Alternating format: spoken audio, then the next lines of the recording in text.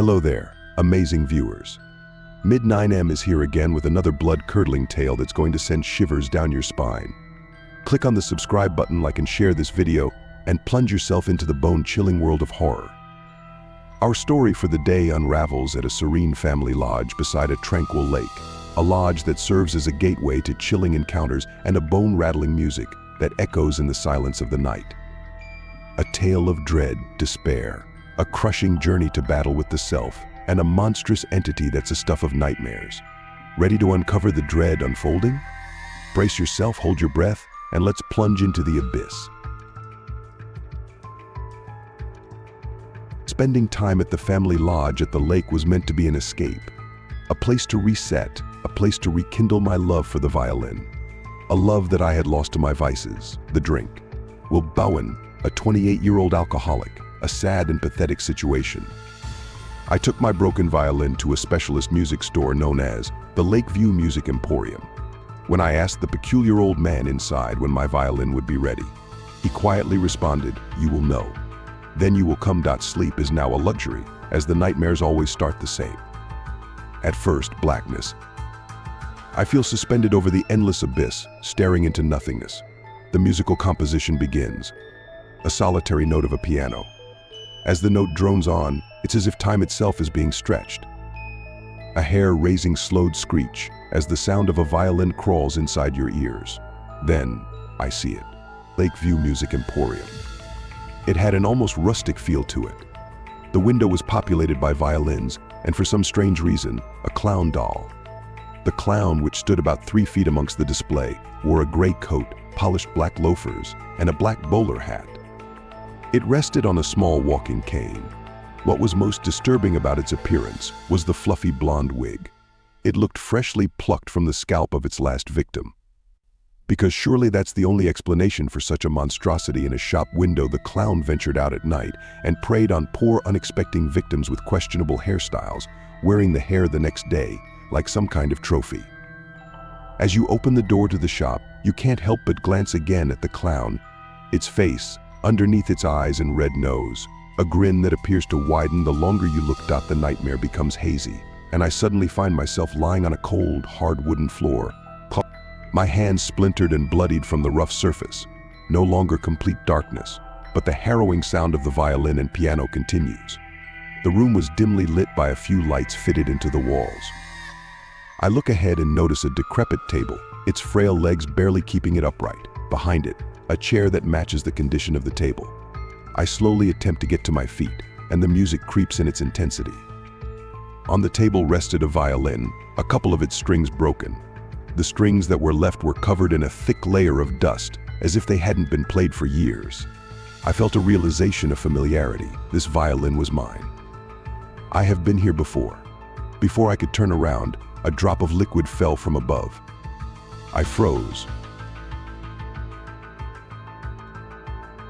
The liquid ran down my head, and touching it with my fingertip, revealed it was thicker than water. It was blood. I jerked away and clambered into the table. The table gave way, and my violin, along with the contents of the table, crashed to the floor.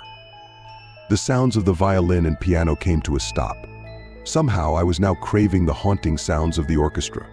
The silence was so deadening, I could hear my heartbeat. I backed myself up to a nearby wall, deciding to brave the glance of the ceiling where the blood had fallen. The ceiling was dark. I couldn't make out what was producing the leak of blood from the ceiling. I drew my attention to an entryway in the near corner of the room. I began to slowly make my way over. Perhaps there would be an exit. Upon reaching the opening, I shuddered. There sat on the stairway was that fucking clown. This was indeed Lakeview Emporium. But something was very off about this place. The music returned after a short interval. It began to dawn on me that I wasn't alone. The clown was no longer in the shop window. Looking back out across the shop floor, revealed there was no longer a window. There was no front door. There were 4 walls, and the only way out of this room was behind me. The shop floor held a chaotic display of violins. The walls began to feel like they were closing in on me. The clown on the stairwell grinning as if he was inviting me upstairs. At this point, I wondered what choice I had. I made my way cautiously up the stairs and past the clown, glancing my head back and fearing the clown's head would turn. It didn't move, but the music certainly was getting louder. Climbing the staircase, I came upon a half-open door. An orange glow came from the other side, the music ever louder now. A stench seeped its way up my nose. It smelt of rot, death, and decay. My fingers touched the side of the door. I felt physically sick. I knew that nothing good would be found behind this door. This was all just a nightmare and I'd awaken soon. I pulled the door back. The music stopped again. The room was much dimmer than the light downstairs, but I could still make out shapes in some of the room under its orangey-red glow. The stench grew stronger now. I couldn't see anyone. Who or what was playing the music? Looking out into the room, a grotesque large object. The object resembled a gramophone that was between 5 and 6 feet off the ground. My eyes then shifted to the center of the room. Another table, something was on it. I reluctantly went to investigate. I found the source of the smell and blood leaking into the room down below. The dead eyes of what were human remains looked up at me. The torso was mostly removed. You could see the blood-soaked table through the huge puncture in the body. I was so distracted by the chasm in the body that I didn't even realize the legs were missing. Upon closer inspection, something shocked me. Across the hole in the body were fine strings, connecting from one side to the other, leading down until a sudden stop. Whatever this project was, it wasn't finished. I had a grotesque urge to run my finger down the strings. Was this a part of the orchestra I was hearing? Running my finger slowly down the strings created a chilling whining noise. It was as if the corpse was groaning in pain. Turning my attention to the head, which I could have sworn just moved. A matchbox lay just beside its left ear. I cautiously reached towards the box, fearing that this thing would turn and bite my hand off. It didn't. Dead as dead could be, I thought. A crackling sound came from across the room, but I could not pinpoint where. I reached for a match and struck it against the box.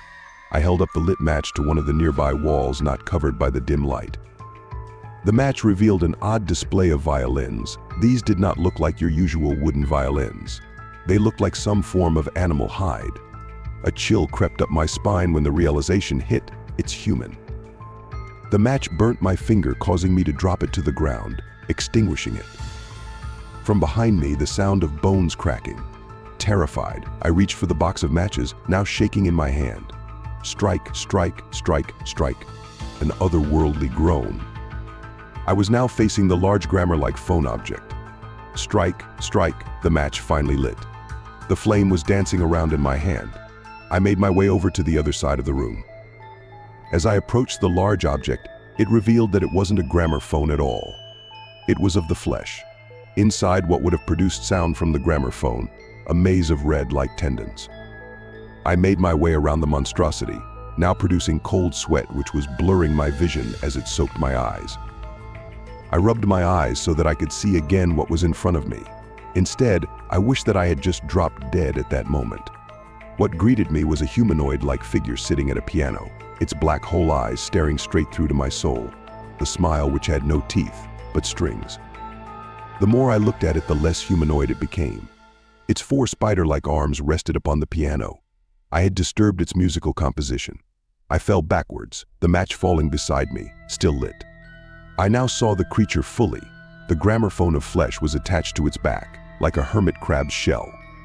I retreated backwards slowly under the bloodied table, the sounds of more bones cracking as the creature began to move. It flopped to the floor as if its own body was too heavy for the creature. I watched as it began to scuttle towards me. The light of the match slowly dimmed. Oh, how I now missed the sound of my music. For without music, the monster in my head roamed free.